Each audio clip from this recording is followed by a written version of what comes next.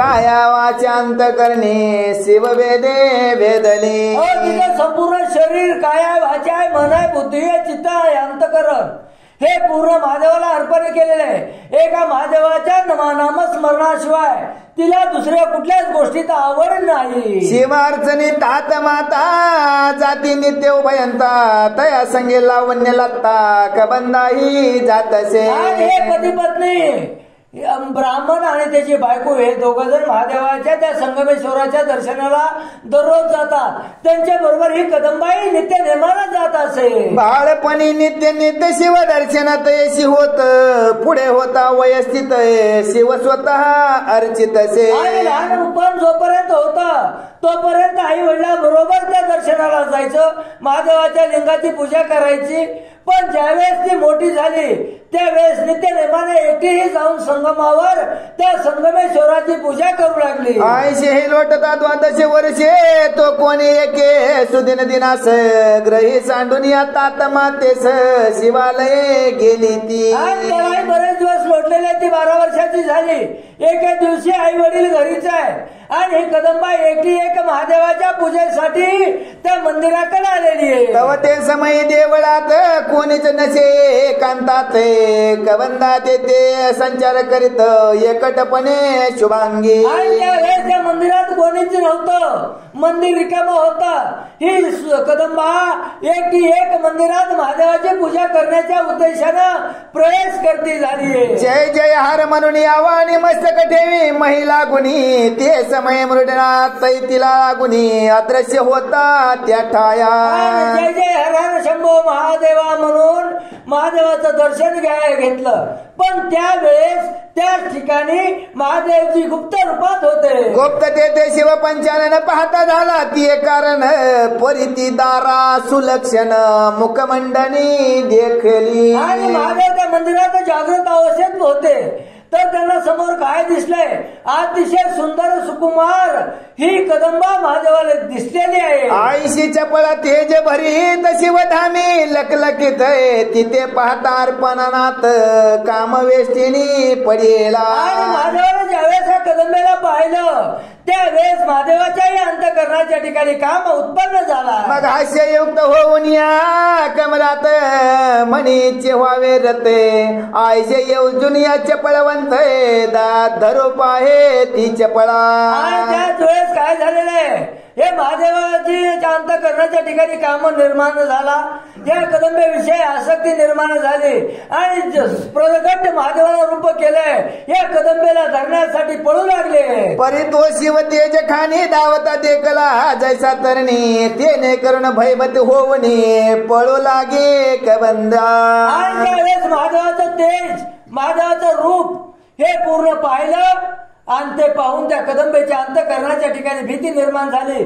ती पुढे पळू लागली पाठीमाग महादेवजी पळू लागले. शिवालयात सोडून बाहेर येती झाली विप्रकुमारी परी तो शिव कामातुरे ती मागे धाविनला. कदंबेला मंदिर सोडलं मंदिराच्या बाहेर आली पण त्या महादेवाला तिथे तिची पाठ सोडली नाही.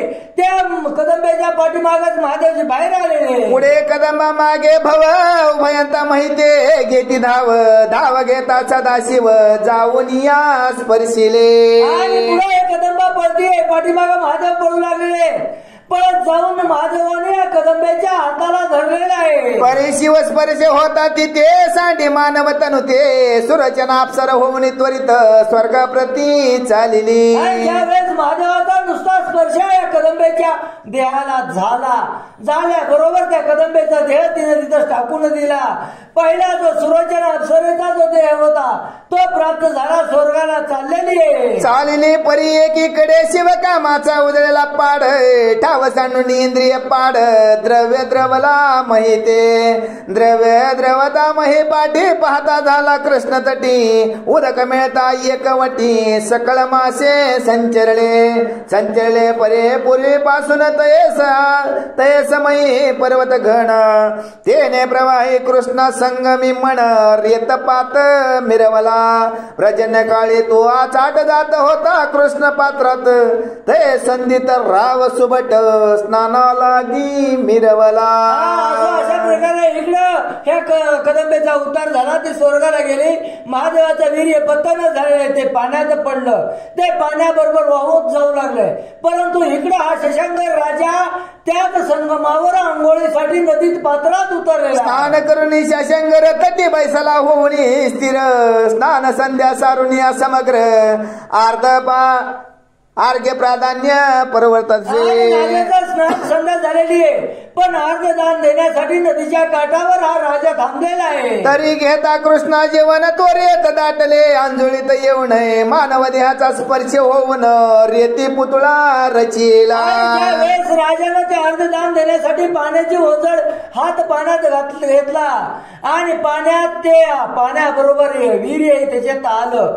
मानसाचा देहाचा स्पर्श झाल्याबरोबर राजाच्या हातातच एक अतिशय सुकुमार बालक तयार झालं. रचिला परीन लागत क्षण सकळ अवयव दैदिप्यमान राया पाहता प्रत्यक्ष वदन बालतनु ते देखिले. आणि एक क्षणही न लागता लहान बालक आहे म्हणता म्हणता मोठं झालं. राजानं ते बालक पाहिलेलं आहे. पाहताची राजा हर्षयुक्त मने मध पावला उमाकांत आयनी संभव सुत प्रताप दक्षे मज झाला. त्यावेळेस राजाला अतिशय आनंद झाला. राजा विचार करू लागलेला आहे महादेवजी मला प्रसन्न झाले म्हणून मला संभव हा मुलगाच दिला. तरी हा कोणी महामही अवतार असेल विरींचे की हरिहर वाचस्पती सहस्रनयन अवनीवर उतरला. हे बालक सामान्य नाही हो सामान्य आहे. हे स्वर्गातली एकदा देवता असेल आणि त्या देवतेने माझ्या हातात जन्म घेतलाय. आईचा आनंद मानून या चित्ती उठता झाला तो नृपती बालका कळून या हृदया प्रती शिबिरा प्रविष्ट पैदाला. अशा प्रकारे विचार करीत राजा उठला. ते बालक हृदयाच्या ठिकाणी आडवत छातीच्या जवळ धरलेलं आहे आणि त्या राजाचा त्या गावात ज्या ठिकाणी मुक्काम होता त्या घरी जाऊन पोहोचलेला आहे. मंदाकिनी सुंदर कांता परमया सत्यत्वा पतिव्रता ती करी बाळ ओ पिता पाहून तीही आनंदली. आणि त्याची जी पत्नी आहे राजाची मंदाकिनी नावाची तिच्या हातात ते बाळ दिलेलं आहे. त्या बाळाला पाहिल्याबरोबर तिलाही अतिशय आनंद झाला. रायाशी म्हणे मंदाकिनी बाळ कोणाचे आणले स्वामी राव म्हणे अर्घ्य जीवनी उदय पावला कर पात्री. त्यावेळेस मंदाकिनीने विचारलं म्हणले महाराज हे बाळ कुणाचं आणलंय. त्यावेळेस म्हणले कुणाचंही नाही. अर्धदान देण्यासाठी नदीच्या पात्रात हात बुडवला पाणी घेतलं. पाणी घेतल्याबरोबर माझ्या उंजळीत हे बाळक जन्माला आलंय. तरी हा ईश्वरे पुत्र तू ते दिदला आहे उमाकांते तरी पालन करुणी महिते पुत्रवती मिरवी का. दुसरा तिसरा कुणाचा नाहीये. मनात कुठला संशय आणू नको. प्रत्यक्ष महादेवजी प्रसन्न झाले आणि प्रसन्न होऊन त्यांनी आपल्याला हा मुलगा दिलाय. आईशी ऐकून नरेंद्र वाणी परमहर्षिनी मंदाकिनी मगा ते स्नेहाने भरते आणून बाळ हृदयी कवळला. आणि असं ज्यावेळेस या बालकाच्या जन्माचा वृत्तांत या मंदाकिनीला राजाने सांगितला त्यावेळेस तिलाही अतिशय आनंद झाला. लाविताची स्तन मुखाशी पानाला स्तनाशी संस्कारुनिया कृष्णगार नामाशी द्वादश शिवेदिनी स्थापिले. ज्या स्त्रीला पहिलं एकही मूल जन्मलेलं नाही ही भगवंताची करणी आहे. त्या मंदाकिनीला कुठल्याही लेकरू झालेलं नव्हतं. तिने हे बालक हृदयाच्या ठिकाणी धरल्याबरोबर तिला पाना फुटला. 12 दिवस झाले. 12व्या दिवशी पाळण्यात घातलं. कृष्णाकर हे नाव ठेवलं. यावरी राव शिवापासून निघता झाला मग तेथून कौंडण्य ग्रामा पूर्वस्थान येऊन या पोचला. याच्यानंतर ज्या कार्यासाठी राजा गेलता ते कार्य त्याच्या सिद्धीला गेले. तिथून राजा परत निघाला. कौंडण्यपूर नगरात येऊन पोहोचलेला आहे. यावरी दिवसेंदिवस कृष्णागार पावला 12 वर्षे मग विवाह चिंता शाशंकरास सुष्णारूपी दाटली. अशा प्रकारे दिवसांदिवस दिवसा माग दिवस वर्षा माग वर्ष जात जात हा कृष्णाकर हा 12 वर्षाचा झालाय. त्यावेळेस राजाला वाटू लागले आता आपला मुलगा मोठा झालाय, आपण आपल्या घरी सून लवकर आणावी. मग कर्दमा मंत्री पुरोहित ऐक्य करून आंध्रपणात देशावर पाठवित सुलक्षण कुमारी येऊ जावया. त्यावेळेस राजाने काय केलं, राजाचा पुरोहित ब्राह्मण आणि त्याचा मंत्री या कृष्णाकराची जन्मपत्रिका तयार केली. ती पत्रिका घेऊन याच्यासाठी मुलगी पाहायला यांना दूर देशाच्या ठिकाणी पाठवलंय. बरे राव सांगे पत्रिका कारण की कुमारी पाहावी सुलक्षण रूपवती गुणाने समान कृष्णागारा सारखी. आणि त्यावेळेस राजानं या पुरोहिताला सांगितलं तुम्ही मुलगी बघायला चालला, पण मुलगी कशी बघायची, कृष्णाकरासारखंच रूप पाहिजे, कृष्णाकरासारखेच गुण पाहिजे, असे 32 लक्षणाने युक्त या कृष्णाकराला मुलगी बघा. अवश्य म्हणून या मंत्री वृंद जाता देशाते समुच्च वृंद पुरोहिता दे पाहती संबंध कृष्णागार रायाचा. आणि इकडे हा पुरोहित आणि मंत्री ह्या कृष्णाकरासाठी मुलगी पाहायला दुसऱ्या दूर देशादेशीच्या राजधानीच्या ठिकाणी जाऊ गेलेले. इकडे हा कृष्णाकर काय करू लागलाय, नाना क्षेत्र राज्य पाहून कुमारी पाहे मंत्री नयनी परी कृष्णागाराच्या रूपा मांडणी एकही कन्या आढळेना. कसा आढळेलो ती काय ह्या पृथ्वीवरला माणूस होता वय सर्वसामान्य त्याच्या गुणासारखी मिळायला. ते प्रत्यक्ष महादेवाचा वरद पुत्र आहे, एवढी संभव आहे त्याचे आणि अवतारी लक्ष आहे. त्याचे रूप कुणीकड, त्याचे गुण कुणीकड, ह्या प्रत्येक तलावरले माणसाचे गुण कुणीकड.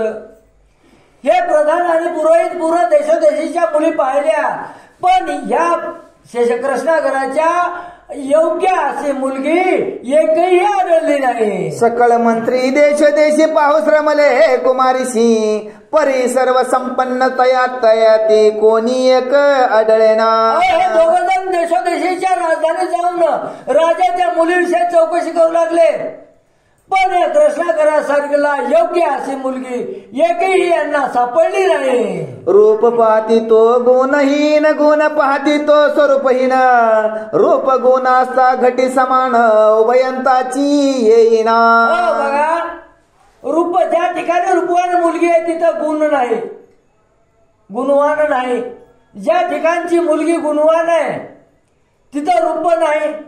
ज्या ठिकाणी रूपी आहे आणि गुणवानी मुलगी आहे तिथं जे गुण असतात 36 गुण कमीत कमी जुळावे लागतात दोघांचे लग्न जमवायला.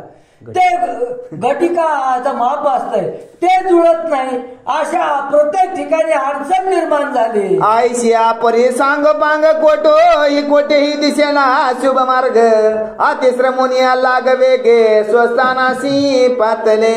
आणि अशा प्रकारे पूर्ण पृथ्वीवर पुरोहित आणि मंत्र्याने हिंडले, पण त्यांना या कृष्णाकरासारखी योग्य मुलगी एकही सापडली नाही. रायाशी भेटून सांगती वृत्तांत किन्या कन्या रत्ने अप्रमित गुण रूप घटितार्थ कोणी एक दिसेना. आणि त्यावेळेस हे पुरोहित राजाकडे परत आला आणि राजाला सांगितलं म्हणले महाराज ह्या कृष्णाकराच्या लायकीची एकही मुलगी आम्हाला मिळाली नाही. आजवर महाराजा दिवस संवत्सर लोटले काझा परी कन्या रत्न चोजा नातळे आयसे झाले असे. महाराज आजपर्यंत असं घडलंच नाही, एक नाही दोन नाही, हे नगर सोडून मला 1 वर्ष झालंय, पण एका वर्षापर्यंत ही मला योग्य अशी मुलगी सापडली नाही. आयशे रायाचे मंत्री सांगून पहाटे झाले आपले स्थाने या परीक्षण मास दिन लोटून गेले तयापाशी. अशा प्रकारे मंत्र्यांना आणि पुरोहिताने राजाला पूर्ण वर्तमान सांगितलंय आणि ते आपापल्या माघारला गेलेले. त्यालाही 6 महिन्याचा काळ लोटून गेलाय. या उपरे कोणे के दिवशी कृतांत भ्राते येऊन या म्हैसी ये घेऊन या गेले मंदाकिनीशी परत्र देशा कारणे. 6 महिन्याचा काळ लोटल्याच्या नंतर एके दिवशी हे यमाचे दूत आले, काळ आला आणि हा कृष्ण शशांकर राजाची जी पत्नी मंदाकिनी होती तिचा मृत्यू पावलेली ती. मग सुशरीर मंदाकिनी राय शशांकर पाहुनी परमविवळ झाला विवेक करुणी शोकर्णव दाटला. म्हातारपणी बायको महिलेवर खूप दुःख होतं आणि तो कृष्णाकर राजा अतिशय दुःखित झालाय. परी कैसाही आसाल माई कधीही मेल्या मागे मरत नाही. असो चंबळणी अशोक प्रवाही हुंदक क्रिया संपादी. आणि अशा प्रकारे हा कृष्णागर कितीही माईक असला तरी मेले मग कोणी मेले का हो गेले का त्याच्या बरोबर नाही. दुःख करील, रडल, ओरडल, बोंबल, पण कुणी मेल्याबरोबर जात नाही. त्याप्रमाणे हा शशांकर राजा नाना प्रकारे स्वतःच्या पत्नीविषयी दुःख करू लागलाय. ओपरी उत्तर क्रिया करून रावस वेगी सिंहासन त्याशी लोटले संवत्सर पूर्ण श्राद्ध दशा उरकली. त्यानंतर 10वा झाला, 12वा झाला, पूर्ण विधी उरकला आणि त्यालाही 1 वर्ष श्राद्धही त्या मंदाकिनीचं झालेलं आहे. उरकली परी कामना विहीन लाया चित्तीन वाटे कल्याण कामनळे पंचप्राण व्याकुळ भव होता ती. परंतु त्या राजाला हे राज्य आहे, हे वैभव आहे, पत्नी नसल्याच्या योगा करून पूर्ण सुना वाटू लागलाय. परिराव तो इंद्रिय दमणी कला न पाहे व्याभिचार म्हणी मग मंत्री काशी बोलावणी निकट बैसवी पण राजा कसा होता, गुणवान होता, त्याला व्याभिचार कर्म आवडत नव्हतं. एका दिवशी मंत्र्याला जवळ बोलून घेतला आणि राजा काय बोलू लागला. म्हणे मकरंदा सुलक्षणा तू करू गेला सिद्धेश भ्रमणा परी कुमारी रूपवंती आणि सुगमा कोणी तरी आढळली का. आणि प्रधानाला जवळ बोलून घेतला आणि त्याला म्हणले अरे तू या कृष्णागरासाठी मुली पाहायला गेलतास पण त्याच्यात एखादी तरी रूपवान गुणवान तुला सापडली का. थोडं कुठलं काही कमी जास्त असेल तर तशी मुलगी मला दाखव. मंत्री म्हणे जिंद्र पण आता कुमारी आहे स्वरूपवंता आणि गुणही उत्तम दिसत परी घटित दिसेना. त्यावेळेस त्या मंत्र्याला सांगितलं म्हणले महाराज एका राजाची मुलगी आहे, गुणवानी आहे, रूपवानी आहे, पण त्यांचं घटिक जे असतं गुण मिळलं हे जमत नाही आणि त्याच्या करून ती मुलगी आम्ही नाकारलेली आहे. उपरी मंत्री का बोलत जरी सुता लागीन उतरे घटित तरी आमची नामी घटितार्थ शोधून पाहावा. राजाने सांगितलं जर कृष्णागराचा आणि त्या मुलीचे गुण जुळत नसतील तर ना जुळू दे काय हरकत नाही, पण माझे गुण आणि त्या मुलीचे गुण जुळतात का हे त्याचा तरी शोध घे. मंत्री म्हणे जी पुरोहिता टिप्पणी आणलेली आहेत लिखित तरी त्या ते पाचरणे संबंधाते विलोकनी पाहिजे. मंत्र्याने सांगितलं त्या पुरोहिताला पूर्ण टिप्पणी आणलेले पूर्ण माहिती पुरोहिताकडे त्याला बोलवतो आणि तुमच्या त्या मुलीचे आणि तुमचे गुण जुळतात का याचा शोध घेतो. पाचरणे पुरोहिताशी सकळ कुमारीची टिप्पणी पाहत तो चित्रकुटीचा नृपनाथ घटितार्थ आवडला. बाबा पुरोहिताला बोलवलं त्याच्याकडे पूर्ण आता आपल्या हाताच्या भाषेत बायोडेटे बघितले पूर्ण मुलीचे आणि त्याच्यातला चित्रकूट नगर आहे तिथला जो राजा आहे त्या राजाच्या मुलीचं आणि ह्या शशांकराचं गुण जुळलेले आहे. नामजयाचे भुजध्वज धार्मिक प्राथमिक महाराज तयाची कन्या तेज पुंज भुजवंती मिरवली. आणि नाम त्या चित्रकूटाच्या राजाचा भुजध्वज आहे, नावाने सूर आहे, पराक्रमी आहे, धार्मिक आहे आणि त्याचीच मुलगी ही असणारी भुजवंती आहे. रूपवंत गुणवंत रूपवंत गुणवंत तया नामी आले घटित मग पाचरणे मंत्री गाते तया साणी पाठविले. भुजवंतीचा आणि राजाचा गुण जुळलेले पूर्ण जी काय असणारं लग्न पाहण्याची क्रिया असते ते योग्य असं वाटलेलं राजाला. त्यावेळेस या मंत्र्याला परत चित्रकूटाला पाठवलंय. मंत्री जाऊन या चित्रकूटाशी पुन्हा भेटून या भुजध्वजाशी वृत्तांत सांगून सकळ रायाशी लग्न पत्रिका काढली. त्यावेळेस हा मंत्री या चित्रकूटाला गेलाय, त्या भुजध्वज राजाला भेटला, त्याला पूर्ण माहिती सांगितली, तो राजाही तयार झाला, लगेच लग्नाची पत्रिका तयार केली. लग्न पत्रिका आणि भ्रात्या लिहून पाठविले अर्जास्त रायापाशी येताचे दूत वर्तमान निवेदिती. त्यावेळेस हे पत्रिका पूर्ण माहिती परत या कौंडण्यपूर्ण नगर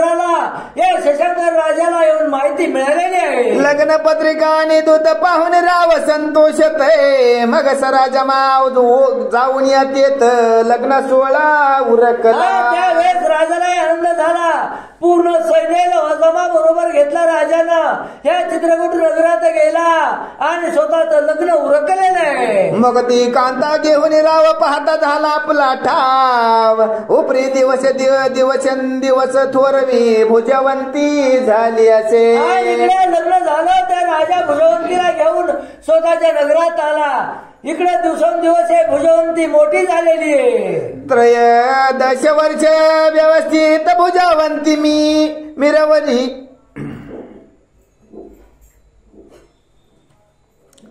13 व्यवस्थित भुजवंती मही मिरवत येरेकडे 17 वर्षात कृष्णागार मिरवला. आणि ही भुजवंती 13 वर्षाची आहे. आणि हा राजाचा मुलगा पहिला अवयवनी संभव प्राप्त झालेला तो कृष्णागर 17 वर्षाचा आहे. परी भुजवंती अंतपुरात धाम उभाविले एकांत आगाम्य जितके राया ते तितके ती मिरवत. बघा इकडे एकांताच्या ठिकाणी राजाने या भुजवंतीसाठी वेगळा महाल बांधलाय. पण राजाला जी आवडत नाही तेवढं हे भुजवंती आचरण करू लागले. असो एकांती भुजवंती सापत्न सुताची ऐकावी युक्ती होती परी दृष्टी व्यक्ती एकमेकाती पाहती. आणि हे भुजवंतीला ऐकून माहिती होती की आपल्याला एक सवतीचा पहिल्या बायकोचा एक मुलगा आहे.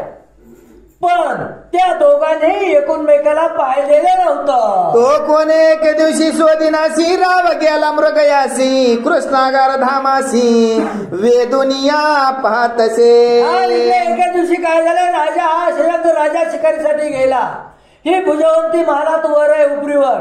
खाली हा कृष्णागर मुलाबरोबर खेळत आहे. सहज वावडी घेऊन हाती चित्त रंजवी खेळ निघोती. तो येरीकडे भुजवंती धामावरी आली असे. हातात पतंग घेतलेला आहे आणि पतंग उडवू लागलेला आहे. परंतु त्याच वेळेस ही भुजवंती वर गच्चीवर गेली. तिला समोर काय दिसलेलं आहे. राजकिशोर पाहून नयनी दृष्टी वांचिली सुता लागुनी तेने विष्णू पंचबाणी परिचारिके बोलती. तिने त्या कृष्णागराला पाहिल्या बरोबर तिच्या अंतःकरणात काम उत्पन्न झाला आणि त्याच वेळेस दासीला बोलवलं आणि काय बोलतीये म्हणे पहिले धामा प्रति वावडी उडवी वाताकृती त्या ते पाचरणे उत्तम गती स्वधामा ते आणि वेगी. त्यावेळेस दासीला आज्ञा दिली तो पलीकडल्या बाजूला जो पतंग उडवतोय त्याला लवकर बोलून इथे घेऊन ये. आईशी ऐकून या दासी वचन पाहती झाली राजनंदन रायाशी म्हणे तव मातेने चित्ती हे तू वरियेला. ती दासी गेली. दासीला माहित होतं हा शशांक राजाचा मुलगा कृष्णागर आहे म्हणून. त्या कृष्णाकडे घराकडे गेली आणि म्हणली महाराज तुम्हाला तुमच्या आईला भेटीला बोलवलंय. तरी महाराजा उत्तम जेठी शीघ्र चालावे तिची भेटी राव ऐकून या कर्णपुटी अवश्य म्हणे येतो की. आणि त्यावेळेस कारण माता आहे त्या दासीची आज्ञा निरोप ऐकला आणि लगेच म्हणले लगेच येतो. भवंडी दोर देता सेवक हाती आपण निघे सर्वज्ञ मूर्ती सहज चाले सदना प्रती जातानंदे करोनिया. त्या दोरीची जी चकती असते ती चकती दोर पूर्ण बरोबर खेळणाऱ्या दुसऱ्या मुलाच्या स्वाधीने केला आणि त्या दासी बरोबर कृष्णागर निघालेला आहे. राय करुणी आणले लग्न तेव्हा गेला होता दर्शना तयाशी लोटले बहुत दिन म्हणे आज सुद्धा उगवला. ज्या वेळेस हा कृष्ण श्रीरंग राजाने लग्न केलं त्यावेळेस आईच्या आणि वडिलांच्या दर्शनाला हा कृष्णागर गेलेला होता. आणि त्यावेळी त्याच्यानंतर पासून आजपर्यंत भेट नव्हती. हा कृष्णागर विचार करू लागलेला आहे आज माझ्या आईला माझी आठवण झाली. आज भाग्याचा दिवस आहे. आज वसते माऊली कोणी कडून पानावली तरी आज भाग्य सावली सफळ पूर्ण झाली असे.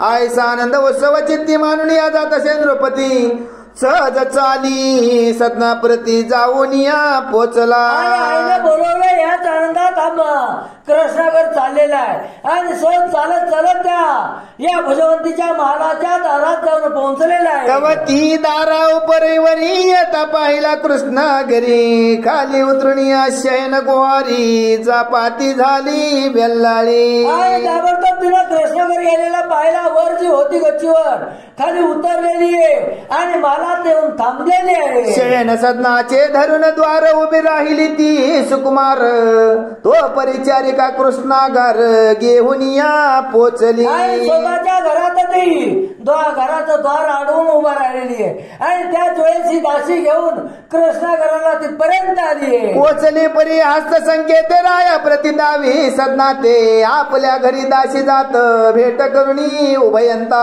आणि दासीने काय केलं म्हणले तेव्हा ती तुमची आई आहे, ती दारात उभी, ती तुमची माता आहे एवढं सांगितलं आणि दासी परत गेलेली आहे. येरीकडे कृष्णागार चाली चालता गेला समोर जाताची करी नमस्कार सापत्न माता म्हणून या. आणि सहज गत्या आईनं बोलवलं त्याच्यात कुठला विचार करण्याची सारखी गरज नाही. गेला आणि स्वतःच्या मातेला नमस्कार केलाय. परी ती बाळा मदन बाळी वेचली होती का म्हणणी तेने चित्त तरी का जणी अज्ञानपणे मिरवत असे. कुणाला भुजवंतीला हा मुलगा हे माहित नव्हतं, तिनं ओळखला नव्हता. तिच्या अंतःकरणाच्या ठिकाणी काम इच्छा जागृत झालेली होती. सुते केला नमस्कार परितीन वदे यावर हे ते पाहुणे कृष्णागार मना माझी चाकटला. वयानं ही भुजवंती कृष्णागरापेक्षा लहान आहे पण वडिलाने तिच्या बरोबर लग्न केलंय म्हणून तिला नमस्कार केला. पण त्याचं प्रत्युत्तर या भुजवंतीने दिलं नाही. त्यावेळेस हा कृष्णागर अंतःकरणाच्या ठिकाणी चपापलाय. परी निकट झालिया त्यावा सय्यरी जाऊन या धरी हातचा असे म्हणे माझे तुष्ट मानस काम नळे रिजविका. हा कृष्णागर या भुजवंतीच्या जवळ गेला त्यावेळेस तिनं एकदम त्याच्या हाताला धरलं आणि म्हणजे माझी जी इच्छा आहे ती पूर्ण करतो आता. राया तव स्वरूपाकार कवंते द्रवते झाले काम नळाते तरी चित्ते विन जाळ पाहत शांत करी महाराजा. आईशी ऐकता ते वचन राव कोपे क्रोधे करुण मनोनी शेवी राहासी कानन सावजा परी काय हो. तू प्रत्यक्ष माझी सापत्न माता कुडी बुद्धी वर्षी चित्ता तरी या कृत्या कोण त्राता तू ते होईल पुढारा. कृष्णागर म्हणाले हे भाई अरे तुला काय ज्ञान काय अक्कल आहे की नाही. तू माझी सावत्र प्रत्यक्ष आई आहेस आणि सावत्र आई असून तुझ्या मनात माझ्याविषयी वाईट विचार आले. अरे ह्या पापाचे फळ फेडशील कुठं. हा स्त्री जाती अमंगळ दुर्गम सरिता परम चांडाळे तेने अर्थासह बंडाळ जगा माझी वाढविली. आईशे म्हणून या कृष्णागारा सडून चालिला आपला पदर सदना येऊन खेळावर तैसाची पुन्हा वैवटला. अशा प्रकारे त्या टाकून भुजवंतीला बोलला, हाताला झटका दिला आणि तिथून परत आला कृष्णागर आणि स्वतःच्या खेळात तल्लीन झालेला आहे. एरीकडे भुजवंती सुद्धा आईशे समजतात चित्ती परम भयादी व्याप्ती दासी लागी पाचारी. ज्या वेळेस या भुजवंतीला समजलं हा दुसरा तिसरा कुणी मुलगा आपला सावत्र मुलगा आहे त्यावेळेस तिच्या अंतःकरणाच्या ठिकाणी भीती निर्माण झाली आणि ताबडतोब स्वतःच्या दासीला बोलवलंय. म्हणे बाई व झाले विघ्न प्रेम भयानक घेईल प्राण तो पुरुष नव्हता सापत्न नंदन अर्थ वांगाळ झाला गे. भुजवंतीला दासीला सांगितलं म्हणजे बाई जे घडू नये ते घडलं माझ्या हातून, कारण ज्याला मी बोलवलं होतं तो दुसरा पुरुष नव्हता, तो माझा सावत्र मुलगा. तरी हा झाला वृत्तांत आता रायास करील श्रुत झाली प्राणघात मिरवेल सके मम देही. आता राजा शिकारीला आला आणि राजाला जर कृष्णागराने ही माहिती सांगितली तर राजा मला जिवंत ठेवणार नाही. तरी आता विष घेऊन द्यावे वाटते आपला प्राण आहे. प्राण हरल्या माझ्या सकळ कल्याण मज प्रती वाटत माझ्या अंतकरणाच्या ठिकाणी आता जीवन जगण्याचाच अर्थ राहिला नाही. काहीतरी विष प्यावं आणि आत्महत्या करावे हा विचार आला. विपरीत असं विपरीत करणे गुप्त राहील सकळ जनी ना तरी वाचल्या विटंबनी नाना क्लेश भोग. आणि अशा प्रकारे जर मी मृत्यू पावले तर ही बातमी कुणाला माहिती होणार नाही. आणि आपला जो अपमान व्हायचा, आपला जो नावाला बट्टा लागणार आहे तोही काही होणार नाही. जागल्या पाठीनं आपण मेलेलं बरं. तरी आतच सार गोष्टी हित मिरवावे मृत्यू पाठी ना तरी वाचल्या शेवटी विटंबून मारी लगे. मी माझ्या हाताने नाही मेले, आत्महत्या नाही केली आणि ही बातमी राजाला समजली तर राजा माझी फजिती केल्याशिवाय राहणार नाही. मारल्यास सर्व लोकात बाई गे होईल अपकीर्ती म्हणतील रांड परम कुजात भ्रष्ट बुद्धी पापिनी. जर का मी जिवंत राहिले तर राजा तर माझी फजिती करीलच करील, पण माझी जगताच्या ठिकाणी अपकीर्ती पसरेल आणि जे बोलायचं नाही ते या नगरातले प्रत्येक जण मला नावं ठेवतील. आसू आयसा दुर्घट विचार ओढवला तरी सारा हात सार गुप्त प्रकरणे प्राणावर उदार व्हावे आपण. आता आपण मेलेलंच बरं. आईशे तिथे बोलता युक्ती सखी देईल उत्तर प्रती ते पुढले अध्याय भक्तिसार ग्रंथी श्रवण करा श्रोते हो. तरी हा ग्रंथ भक्तिसार तुम्हीच वदविता मनोहर निर्मिता मात्र धुंडी कुमार मालून रारीचा मिरवतसे. स्वस्ति श्री भक्ती कथा सार समंत गोरक्षे कवी की मायगरा सदा परिचितो भाविक चतुर त्रिविशती सोमाध्याय गोड श्री कृष्णार्पण नमस्ते पुंडली कमल श्री ज्ञानदेव तुकाराम अवधूत चिंतन श्री गुरुदेव दत्त नवनाथ महाराज की जय.